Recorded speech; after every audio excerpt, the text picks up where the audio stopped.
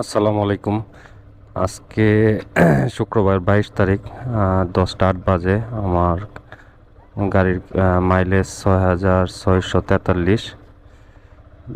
2 মাস plus হইতেছে বাড়িতে যাই না, আমার গ্রামের বাড়িতে যাই না।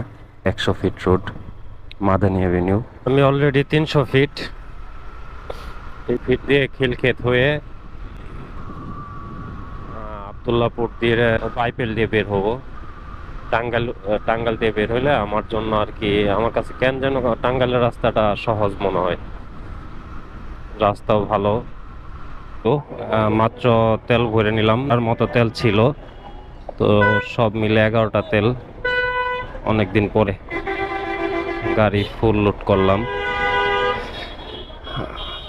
এমনি তো নর্মালি আমার গাড়ির মাইলেজ নিয়ে আমি সন্তুষ্ট। অনেকে বলছে যে 35-এ চলে আসবে বা আরো কমে ঝামেলা হবে।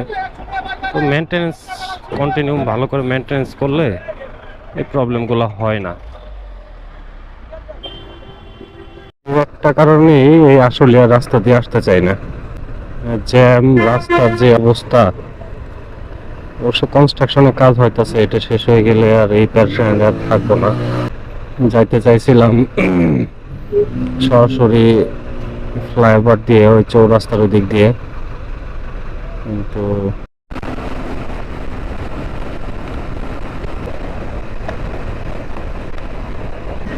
আমাদের উত্তরবঙ্গের রাস্তাগুলো বাইক চালানো, গাড়ি, যে কোনো গাড়ি চালানোর জন্য